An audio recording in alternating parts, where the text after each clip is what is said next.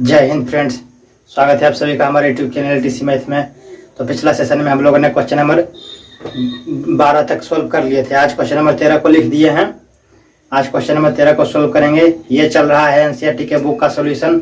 हम इसमें एनसीईआरटी के बुक का सोल्यूशन करते हैं और चैप्टर नंबर 8 से स्टार्ट किए हैं। 8 को खत्म कर दिए हैं और चैप्टर नंबर 9 को सोल्व कर रहे हैं और उसमें भी क्वेश्चन नंबर 12 तक सोल्व कर लिए हैं। पिछला जो भी वीडियो है उसमें आज क्वेश्चन नंबर 13 को सोल्व करेंगे। तो जिस किसी का अगर जो छूट गया है, पिछला सेशन करना चाहते हैं तो सभी उसका लिंक डिस्क्रिप्शन में दिया गया है, वहां से जाके देख सकते हैं। और ये जो चल रहा है एनसीईआरटी का बुक का जो प्रैक्टिस, ये टोटल क्वेश्चन को हमको बनाएंगे। हम टोटल क्वेश्चन को सोल्व करेंगे। सभी चैप्टर का क्वेश्चन सोल्व किया जाएगा। इन्हें की 8 किए हैं, 9 किए हैं, उसके बाद बाकी जो मन होगा उस मनमौजी करेंगे। नहीं, जो भी चैप्टर है सभी चैप्टर का सोल्व करेंगे क्वेश्चन बारी बारी से। और जो जो चैप्टर इंपॉर्टेंट है उसको पहले सोल्व करेंगे, उसके बाद जो ज़्यादा इंपॉर्टेंट नहीं है उसे बाद में करेंगे। तो जैसे भी होगा बारी बारी से सभी चैप्टर को हम सोल्व कर देंगे। तो हमारे साथ लगातार बने रहिए। तो इस प्रकार से क्वेश्चन को लिख दिए हैं। क्वेश्चन नंबर 13 यानी 13 लिख दिए हैं। तो क्वेश्चन को सोल्व करते हैं। इसमें यही है 3 स्टेप में। ये जो चैप्टर नंबर 9 का जो क्वेश्चन होता है, अब तो ऑब्जेक्टिव में भी पूछने लगा है। पहले तो सब्जेक्टिव का पूछता था 7 नंबर का, लेकिन 7 से फिर किया 5 नंबर का। लेकिन अब 5 नंबर का पूछता है, लेकिन अब ऑब्जेक्टिव में भी 1-2 क्वेश्चन पूछ देता है। तो इसमें क्या करना है कि बस 3 स्टेप में इसका आंसर बनता है। बस पहला स्टेप में बनता है कि आप फिगर को समझ लीजिए, फिगर में क्या बोल रहा है, चित्र पार लीजिए, समझ लीजिए चित्र। दूसरा स्टेप में क्या है कि जो चित्र में हम जो हम चित्र में माने हैं, पारे हैं, खींचे हैं, उसको आप लिख दीजिए, लैंग्वेज में लिख दीजिए। और उसके बाद तीसरा स्टेप में क्या है, बस जो भी फार्मूला लगा के आंसर ले आना बस। तो इसको अब स्टार्ट करते हैं। पहले हम क्या करते हैं, फिगर को समझेंगे। तो फिगर को समझने से पहले क्वेश्चन को पढ़ेंगे। क्वेश्चन को पूरा शुरू से लेकर अंतिम तक नहीं पढ़ना है, आधा आधा करके पढ़ना है। क्वेश्चन को एक एक पॉइंट को पढ़ना है और लिखते जाना है क्या बोल रहा है पॉइंट में।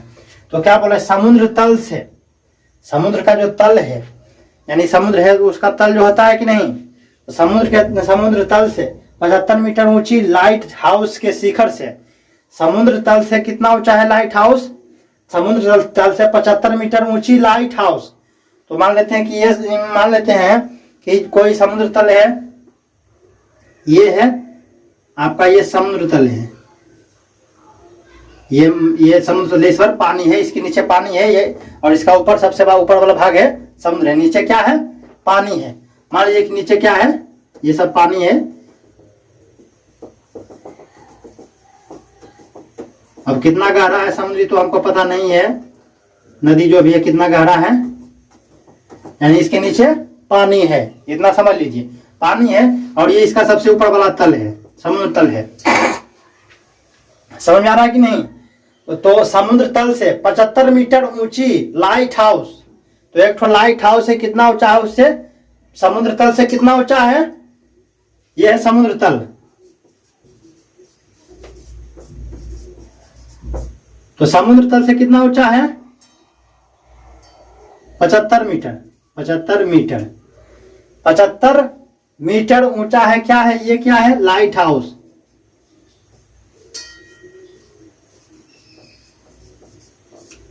पचहत्तर मीटर ऊंचा है लाइट हाउस। ये क्या है, लाइट हाउस। और कितना ऊंचा है, 75 मीटर, 75 मीटर, 75 मीटर। यानी तो इसका नामकरण कर देते हैं। तो नामकरण करने के लिए क्या, इस पॉइंट को मान लेते हैं हम ए, इस पॉइंट को मान लेते हैं हम बी, मान लिए, हो गया। तो 75 मीटर ऊंची लाइट हाउस के शिखर से, तो लाइट हाउस का शिखर बिंदु क्या हुआ, बिंदु बी, और लाइट हाउस का पाद बिंदु कौन सा हुआ, बिंदु ए। शिखर सबसे ऊंचा, पाद सबसे नीचा, तो सबसे ऊंचा पॉइंट लाइट हाउस का कौन सा है, बिंदु बी, और सबसे नीचा यानी पाद बिंदु क्या है, बिंदु ए। तो लाइट हाउस के शिखर से देखने पर, तो लाइट हाउस के शिखर पर कोई आदमी है बैठा हुआ, मनुष्य है, तो वहां से कोई देख रहा है। तो शिखर से देखने पर 2 समुद्री जहाजों के अवनमन कोण 30 और 45 है। तो यहाँ पर कोई व्यक्ति बैठा है, तो यहाँ से जब यहाँ से नेत्र है, मानव नेत्र यहाँ पर है, तो मानव नेत्र है तो वहां से बैठा हुआ है लाइट हाउस के ऊपर में, तो ऊपर से नीचे ही देखेगा, यानी नीचे देख रहा है तो वहां पर कौन सा कोण बनेगा? अवनमन कोण और नमन कोण। और यहाँ अगर जो मानव नेत्र के सामने से ऊपर देखेगा तो क्या बनेगा? उन्नयन कोण। उससे ऊपर उसे उन्नयन होता है, यानी ऊपर देखेगा तो उन्नयन कोण, और बाकी जो शेष बचा अवनमन कोण। नीचे देखेगा यानी कि ऊपर देखा तो उसे उन्नयन हो गया, और उसे ऊपर उसे उन्नयन, यानी कि उन्नयन कोण ऊपर देखेगा। तो अगर जो नीचे देखेगा यहाँ से इस सामने वाला बिंदु से नीचे देखेगा तो नीचे देखेगा तो कौन सा कोण बनेगा? अवनमन कोण बनेगा। नीचे देखेगा तो अवनमन कोण, यानी कि अब ये इस बिंदु से नीचे देख रहा है जहाज को, समुद्र के पानी पर जहाज है तो नीचे है जहाज, तो यहाँ पर अवनमन कोण बनेगा। तो वही दिया गया, अवनमन कोण दिया है, इसलिए चकराना नहीं कि अवनमन कोण, जब उन्नयन कोण हम बनाए हैं तो अवनमन कोण कौन सा है, इसलिए अवनमन कोण नीचे, उन्नयन कोण अवनमन कोण दोनों का मान सेम होता है, सिर्फ इसमें ऊपर नीचे का फर्क होता है। ऊपर में उन्नयन कोण बनता है, नीचे में अवनमन कोण बनता है। तो अवनमन कोण कितना दिया है? 30 और 45। दो जहाज है, लाइट हाउस के शिखर से देखने पर दो समुद्री जहाजों के अवनमन कोण कितना है? 30 और 45। दो समुद्री जहाज के अवनमन कोण कितना है? 30 और 45, 30 और 45। समझ आ रहा है कि नहीं? यदि लाइट हाउस के एक ही, रुक जाओ पहले यहाँ पर जो बोला यहाँ तक हम समझ लेते हैं। तो पहले हम ये यहाँ पर मान लेते हैं, ये बिंदु इस बिंदु से दृष्टि रेखा का बिंदु है। ये बिंदु कौन सा है? दृष्टि रेखा का, यानी देखने वाली रेखा जो है, हम इसके सामने जो ये हमारा जो रेखा है, इसके सामने जो रेखा है दिख रहा है रेखा, इसके सामने इसको दृष्टि रेखा कहा जाता है। अब इस दृष्टि रेखा से हम ऊपर देखेंगे तो उन्नयन कोण बनेगा, और दृष्टि रेखा से नीचे देखेंगे तो अवनमन कोण बनेगा। तो यही ये दृष्टि रेखा है, यानी ई है, यानी ई बाई ई, आई यहाँ पर आई है।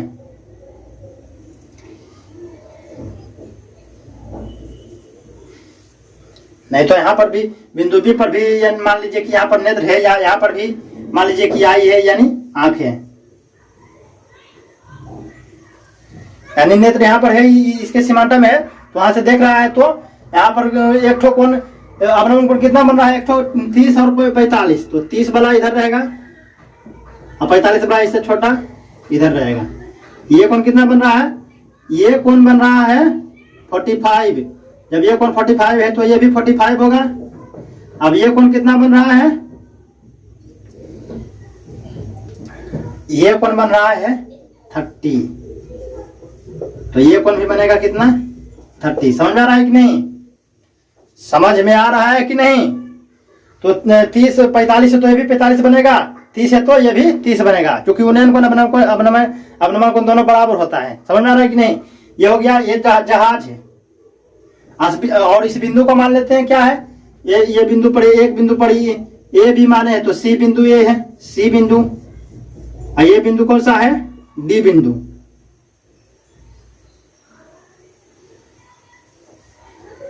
सी बिंदु पर एक ठो जहाज है और डी बिंदु पर एक ठो जहाज है, आगे पीछे दोनों जहाज है। पढ़ दिए हैं। शिखर से देखने पर दो समुद्री जहाजों, यानी समुद्र पर जहाज है, समुद्र के ऊपर जो जहाज चल रहा है, समुद्री जहाजों के अवनमन कोण कितना है? 30 और 45। तो 30 से 45 कर दिए हैं। यदि लाइट हाउस के एक ही और एक जहाज दूसरे जहाज के ठीक पीछे हो, तो यदि लाइट हाउस की ओर जा रहा है, ये लाइट हाउस है तो जहाज दोनों जा रहा है लाइट हाउस की ओर हो, दोनों जहाज के किसका ओर हो? लाइट हाउस की ओर बढ़ रहा हो या स्थिर हो। इसमें तो जिक्र नहीं किया कि बढ़ रहा है या स्थिर है, सिर्फ बोला है लाइट हाउस की ओर हो, तो हम माने कि लाइट हाउस की ओर है जहाज। तो लाइट हाउस के एक ही ओर एक जहाज दूसरे जहाज के ठीक पीछे हो, तो एक जहाज किसके, एक जहाज आगे है तो दूसरा जहाज इसके ठीक पीछे है कि नहीं? तो एक जहाज दूसरे जहाज के ठीक पीछे हो तो जहाजों के बीच की दूरी ज्ञात कीजिए। तो जहाजों की बीच की दूरी हमें ज्ञात करना है, यानी कि डीसी ज्ञात करना है। जहाजों की बीच की दूरी यानी कि डीसी हमें ज्ञात करना है। ये एक जहाज यहाँ पर है, एक जहाज यहाँ पर है, तो जहाजों की बीच की दूरी यानी डीसी हमें ज्ञात करना है। तो फिगर तो समझ में आ गया, यही फिगर में है। अब हमें जहाजों के बीच की दूरी ज्ञात करना है, यानी जहाजों के बीच की दूरी, यानी एक जहाज और दोनों जहाज की जो दूरी है, ये जहाज इससे कितना पीछे है, तो इसी को हमको ज्ञात करना है, यानी डीसी हमें ज्ञात करना है। जहाजों के बीच की दूरी तो यही है डीसी, एक जहाज डी है एक जहाज सी है, तो दोनों के बीच की दूरी तो डीसी हमें ज्ञात करना है। तो अब बारी बारी से अब जो माने हैं उसे लिखेंगे।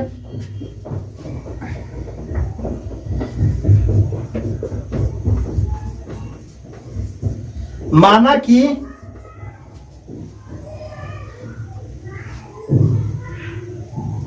माना कि क्या ए बी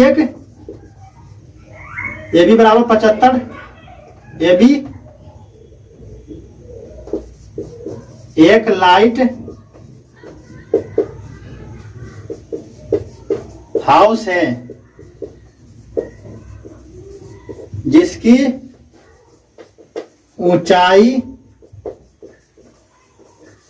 समुद्र तल से 75 यानी 75 मीटर है। ये भी एक लाइट है जिसकी ऊंचाई समुद्र से कितना है 75 मीटर। ये भी को हम क्या माने हैं, लाइट हाउस माने हैं। अब उसके बाद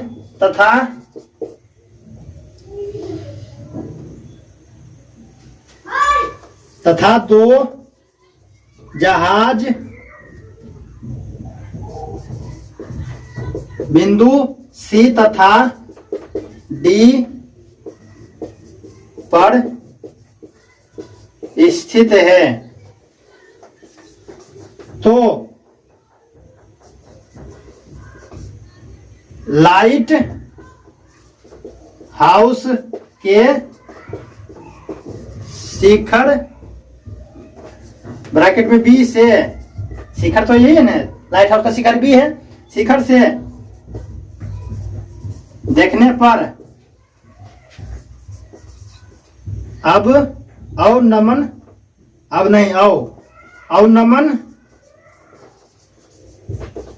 कोण क्रमशः, कौन सा कोण बी सी ए या ए सी बी, कोण ए सी बी बराबर 45 तथा कोण, ये तो हो गया। उसके बाद बी डी ए या A B A D B बराबर 30 डिग्री का कोण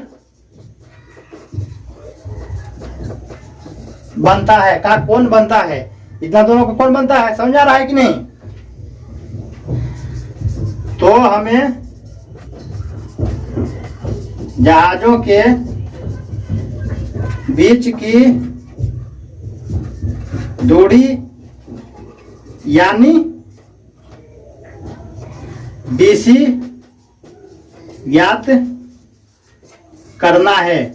जिसको अगर जो नहीं दिख रहा है तो हम मुंह से बोल रहे हैं, तो अगर नोट कर रहे हैं तो वहां से भी नोट कर सकते हैं। तो कौन बनता है, तो हमें जहाजों के बीच की दूरी यानी DC ज्ञात करना है, यानी DC यही तो जहाजों के बीच की दूरी है, तो हमें DC ज्ञात करना है। तो ये तो लैंग्वेज हो गया। फर्स्ट स्टेप में हम समझ लिए कि फिगर क्या है।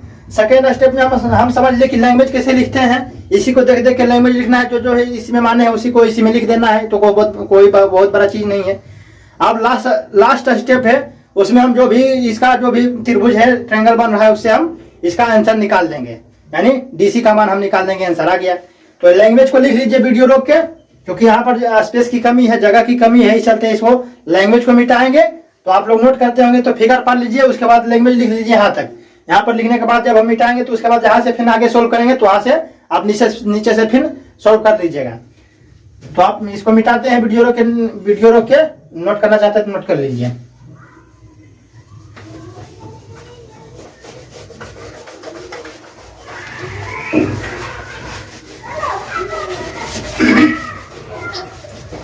तो अब हम सॉल्व इसे करेंगे क्या। तो पहले क्या करेंगे, पहले छोटा सा त्रिभुज में चलेंगे कि ये त्रिभुज में चलेंगे 45 डिग्री है, यानी कि त्रिभुज ए बी सी में। तो अब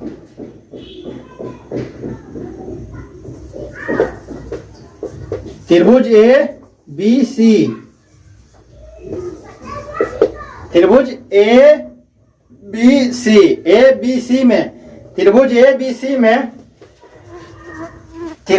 में हमें क्या दिया है, ये दिए गए कोण के सामने भुजा क्या कहलाती है, लंब। तो लंब दिया है, कोण दिया है, तो हमें आधार हमें निकालना है ये DC। तो DC किससे हमें निकलेगा, जब हमें ये पता रहेगा तभी ना, ये हमें निकालना है, यानी कि ये क्या है, आधार इन्हें है, इसके सामने ये लंब है, इसकी तो घट रहा है, क्या घट रहा है हमें AC। तो AC का मान निकालेंगे, जब इस AC का मान निकाल लेंगे तो फिर हमें DC का मान पता चल जाएगा, तो आधार निकाल लेंगे तो आ जाएगा। तो पहले हम इसकी मदद से हम क्या निकाल लेंगे, लंब है, कौन कौन है, तो इसकी मदद से, इस त्रिभुज की मदद से हम इसका मान निकाल लेंगे, सी ए का मान यानी आधार निकालेंगे। तो टेन थीटा बराबर क्या, टेन थीटा बराबर 45 डिग्री है, तो टेन थीटा बराबर लंब बटे कर्ण, तो लंब बटे कर्ण होता है लंब बटे आधार। टेन थीटा बराबर क्या होता है, फार्मूला लंब बटे आधार। तो लंब कितना है, दिए गए कोण के सामने लंब यानी कि ए बी, तो बराबर ए बी। आधार कितना है, दिए गए कोण के संलग्न भुजा यानी सटा हुआ भुजा आधार कराती है, तो आधार ये सटा हुआ भुजा आधार है, तो सी ए या ए सी है आधार है। तो टेन थीटा बराबर कितना है, 45 डिग्री है, 45 डिग्री। तो टेन 45 डिग्री बराबर ए बी का मान कितना है, ए से बी का मान कितना है, 75 मीटर, 75। उसके बाद ए सी का मान तो हमें पता नहीं है, वही तो हमें निकालना है। तो टेन 45 डिग्री मान कितना होता है, 1, तो 1 बराबर कितना हो जाएगा, 75 बटे ए सी। अब ए सी गुने 1 करेंगे तो ए सी गुने 1 करेंगे तो ए सी होगा, इसको गुना में ले जाएंगे तो ए सी गुने 1 तो ए सी हो जाएगा। तो इसलिए ए सी बराबर क्या हो जाएगा, 75 मीटर। तो 75 मीटर यानी कि, अब ए सी बराबर क्या आ गया हमें, 75 मीटर। अब 75 मीटर किसका मान है, ए बी का मान है कि नहीं, 75 मीटर है, तो 75 मीटर किसका मान है, ए बी का मान है। तो ए सी के बराबर क्या आ गया, ए बी। इसे अगर मान लीजिए हम समीकरण फर्स्ट, ए सी बराबर क्या आ गया, ए सी बराबर क्या आ गया, ए बी। यानी कि ए सी अगर जो 75 है तो ए बी अगर जो 75 है तो ए सी भी 75 होगा। यानी कि हमें ए सी का मान पता चल गया कि ए सी 75 होगा। समझ में आ रहा है कि नहीं। अब हम सेकेंड त्रिभुज में चलेंगे, बराबर त्रिभुज में, जिसका एंगल कितना है, 30 डिग्री यानी 30 डिग्री। तो अब तथा त्रिभुज किसमें, ए डी बी में, यह बड़ा त्रिभुज ए डी बी में बड़ा वाला त्रिभुज में, मान लीजिए कि ये रेखा नहीं है, तो नहीं है तो इसे भूला जाइए। तो क्या हो, ये बड़ा वाला त्रिभुज बन रहा है कि नहीं, ए डी बी या बी डी ए, किसी भी प्रकार से नाम लिख सकते हैं। तो ए डी बी में टेन थीटा बराबर क्या होता है, लंब बटे कर्ण। तो टेन थीटा बराबर लंब बटे आधार। तो लंब बटे आधार यानी कि लंब दिए गए कोण के सामने भुजा लंब तो ये हो जाएगा ए बी। आधार कितना हो जाएगा, आधार तो ये पूरा हो जाएगा ना, तो हो जाएगा ए डी, यानी कि लंब बटे आधार, यानी कि ए बी बटे ए डी, ए से डी आधार और लंब बटे आधार हो गया। तो टेन थीटा का मान कितना है, 30 डिग्री। तो टेन 30 डिग्री हो जाएगा, टेन 30 डिग्री बराबर ए बी का मान कितना है, 75।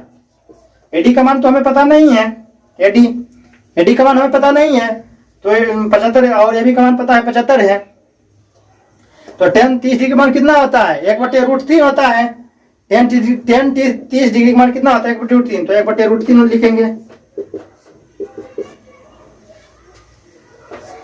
तो 1/√3 बराबर 75 बटे ए डी। अब 75 को अब हम इसको गुना में, ए डी है तो गुना, भागा में तो बराबर के इधर लेके जाएंगे तो गुना में, तो 1 गुने ए डी, तो ए डी हो जाएगा।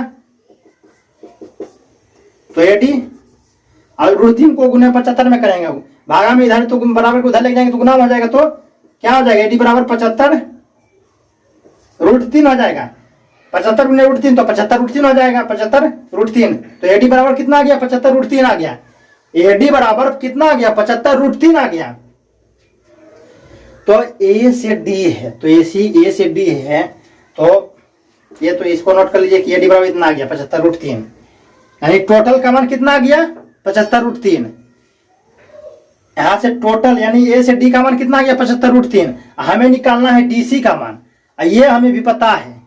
तो हम इसे 2 भाग में बांट सकते हैं कि नहीं, 75 है, 100 है। मान लीजिए कि यहाँ से यहाँ जो पूरा जो आया यहाँ से यहाँ तक 100 है, तो 100 में इसे हम 100 को हम 2 भाग में बांट सकते हैं कि नहीं, 3 भाग में बांट सकते हैं। 2 भाग में बांटेंगे तो 50 + 50 100 होता है, 25 + 75 100 होता है, 80 + 20 100 होता है कि नहीं। तो हम ए डी ए है तो इसे 2 भाग में बांट सकते हैं कि नहीं। अब ए डी है, ए डी बराबर हम क्या, ए डी बराबर हम ए डी को हम 2 भाग में बांट सकते हैं कि नहीं।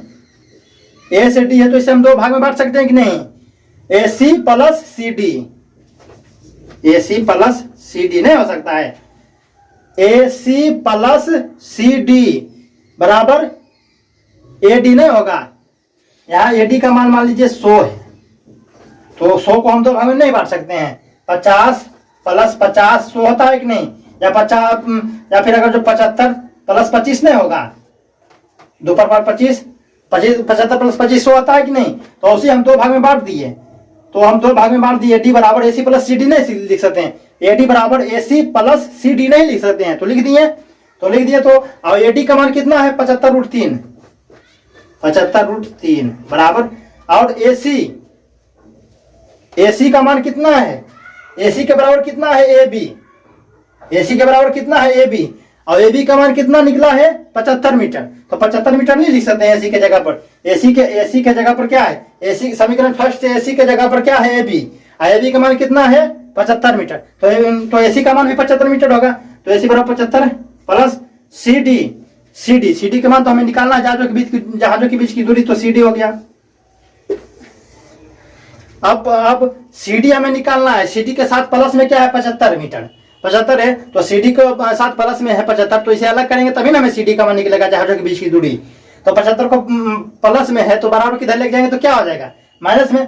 CD 75 प्लस में है तो बराबर किधर लेके आएंगे तो माइनस में हो जाएगा कि नहीं, तो 75√3 माइनस 75 हो जाएगा, यानी कि इसलिए बराबर 75√3 माइनस कितना प्लस था तो बराबर किधर आएगा तो माइनस होएगा, माइनस 75 बराबर कितना हो जाएगा, इधर अकेला बच जाएगा CD बेचारा, अकेला बच गया CD, तो CD अब इसमें भी 75 है इसमें भी 75 है, तो 75 कॉमन नहीं कर देंगे हम, तो 75 कॉमन हो जाएगा। तो इधर क्या बचा सिर्फ √3, इधर नहीं कुछ है तो क्या बचा माइनस से है तो माइनस, नहीं कुछ है तो 75 तो इसमें कॉमन कर दिए, तो नहीं कुछ बचा तो क्या बचा, एक बचा, तो 75√3 माइनस 1 बराबर CD। इसलिए CD बराबर कितना आ गया 75√3 माइनस 1, ये इंटू में है, यही हमारा आंसर आ गया। अतः जहाजों के बीच की दूरी बराबर कितना हो जाएगा 75 इंटू √3 माइनस 1 मीटर होगा, आंसर हो गया। तो इस प्रकार से क्वेश्चन को सोल्व कर लिए हैं, हो गया आंसर। यही लास्ट लाइन में लिख देना। अच्छा, जहाजों के बीच की दूरी CD बराबर 75 इंटू √3 माइनस 1 मीटर होगा, बस यही लिख देना है। तो इस प्रकार से क्वेश्चन को बना दिए, खलास कर दिए। ये भी क्वेश्चन नंबर 13 बहुत ही आसान क्वेश्चन था। तो इस प्रकार से बहुत ही बढ़िया क्वेश्चन था। तो इस प्रकार से अब इस सेशन को समाप्त करते हैं।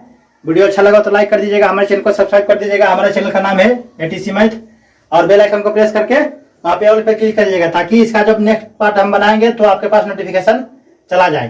तो इस प्रकार से इस सेशन को समाप्त करते हैं। जय हिंद।